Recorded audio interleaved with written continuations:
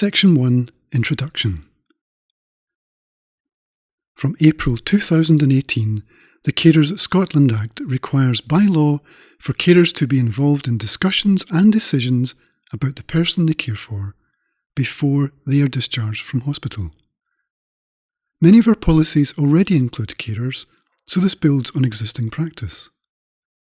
To make a difference, carers and young carers are identified. They are proactively involved in care and discharge planning and are made aware of the support available to them. Here's what carers say about being identified, involved and supported.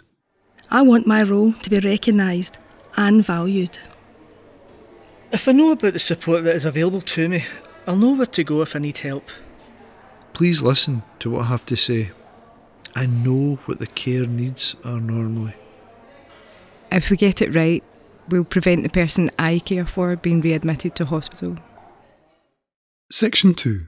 Who are carers? So what do we mean when someone is a carer?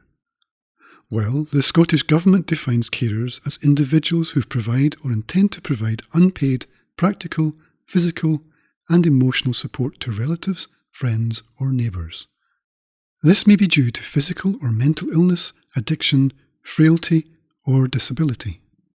Carers can be any age, from children to older people and from every culture and community. Parents can also be carers if their child has additional support needs.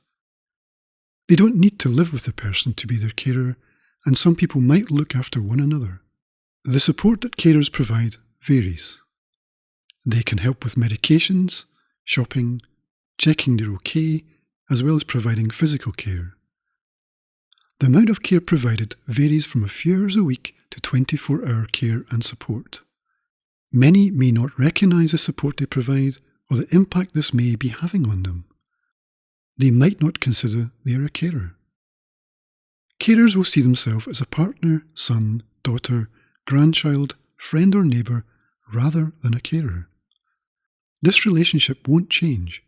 However, in recognising they are a carer ensures they know their rights to receive information and support. Remember, this isn't about paid carers whose job it is to look after someone at home. Section 3. Identifying, involving and supporting carers. Identify. We need to ask the right questions to help someone identify they are a carer. When you're admitting someone, taking their social history or carrying out a multidisciplinary assessment, consider whether your patient will have support needs when they are discharged. Instead of asking if they have a carer, ask your patient, who is supporting who at home? Or do you have someone who looks after you or someone who helps you? If your patient identifies someone who supports them, this would indicate they have a carer. Identify who they are and record this in your patient's notes. You can then confirm this by discussing with the person identified. Remember, even if they don't identify they are a carer, you still have a duty to involve and support them. Also, remember your patient might be a carer. Involve. You've identified your patient's carer. The next step is to proactively involve them in discussions and decisions about the person they care for in preparing for discharge. This will form part of your usual discharge discussions with your patient. Ask your patient's carer if they wish to be involved in care and support while in hospital, and ensure your patient has agreed to this. By law, involvement as defined in the Act requires us to include carers in discussions and decisions about the ongoing support needs for the person they care for. This includes preparing for going home. So, it's important to ask your patient if you can discuss their support needs with their carer. If consent is refused, you can't share confidential information with their carer. You can listen to carers without sharing confidential information. Carers do need to be given enough information so they can care for your patient when they leave hospital. For more information, see Carer Awareness Training on LearnPro. Here are the key steps to take.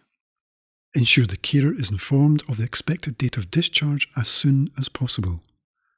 The carer needs to have enough time to prepare for your patient going home. Discuss their caring role with them. What support do they currently provide? What are they expecting? And if they are able to provide support following discharge. By law, their views should be considered when planning your patient's discharge. Remember, not all carers will be able or willing to provide care. That's why it's important to discuss this with them. Carers might have concerns about how they'll manage. You're in a position to listen to their concerns and request support. For example, you can arrange a package of care, adaptations, or daycare arrangements. Knowing that support is available might help alleviate their concerns. Supporting. The Carers Act recognises that if a carer has adequate support in place, they will be able to continue to look after the person they care for. This may reduce the risk of failed discharge. Remember, carers have a right to information and support in their caring role. During discussions with the carer, ensure they are aware of the support available for them, not just for the person they care for. There are dedicated services for carers who listen to their needs and direct them to individualised support within their local community. Inform them how to access support by giving all carers the "Are you looking after someone?" flyer. You can also call the service for them, in particular if the carer has concerns about how they will manage. Evidence your conversation with the carer by recording that you've identified, involved, and supported them. This is a requirement of the Act. Record this on admission documentation,